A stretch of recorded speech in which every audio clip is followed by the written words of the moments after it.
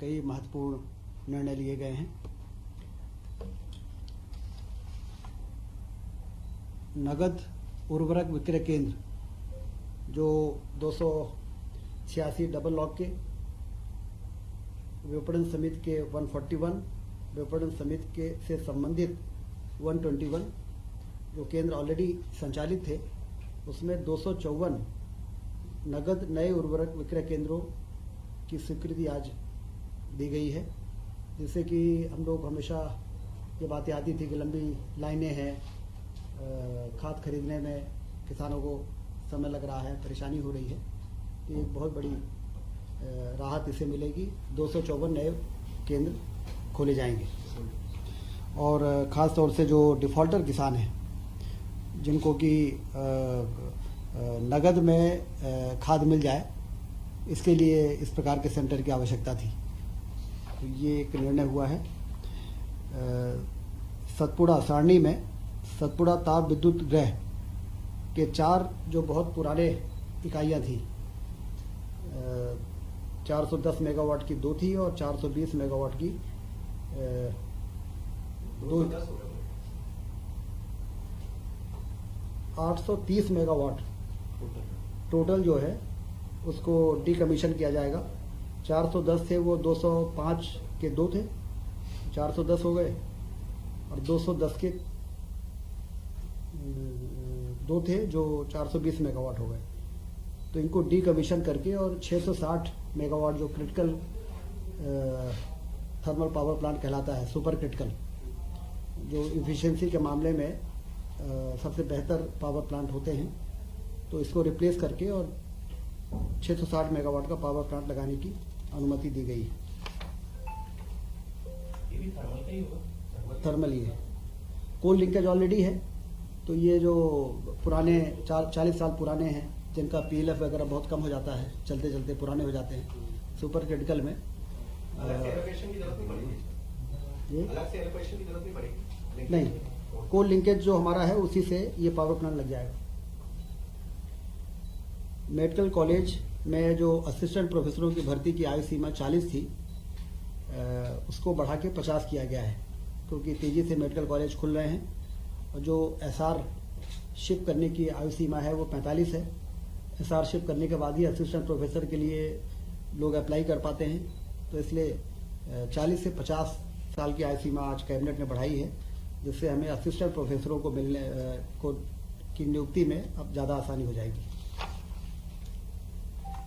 Paramedical council के जो अधिनियम भारत सरकार ने बनाए, उसके रूल्स अभी आ नहीं पाए हैं, इसलिए MP पैरामेडिकल काउंसिल के नियमों को एक बार फिर से यहाँ पर रिस्टेट किया गया है, जिससे कि हमारे 23-24 और 24-25 में एडमिशन और परीक्षाएं हम संचालित कर सकें। और जब भारत सरकार के रूल्स आ जाएंगे तो फिर उस रूल्स के आधार पर एडमिशन और परीक्षाएं हो सकेंगी। तो ये भी एक महत्वपूर्ण निर्णय हुआ है पैरामेडिकल के क्षेत्र में।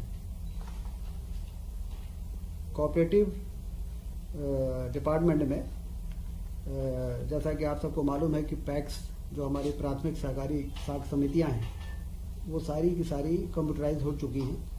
हमारे रजिस्ट्रार ऑफिस DR और JR के ऑफिसेस को भी कंप्यूटराइज करके और पैक्स समितियों के साथ और हाउसिंग की जो सोसाइटीज़ हैं, प्राइवेट जो सोसाइटीज़ हैं, उनको इंटीग्रेट किया जा सके, सारी इन्फॉर्मेशन हमें समय समय पे और मिलती रहे।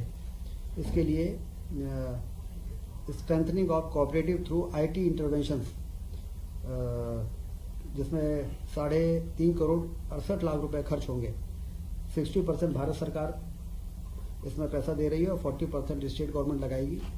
और इससे जो इंटीग्रेशन होगा IT का, उससे कोऑपरेटिव सोसाइटीज़ को चलाने में और उसकी मॉनिटरिंग में काफ़ी मदद मिलेगी।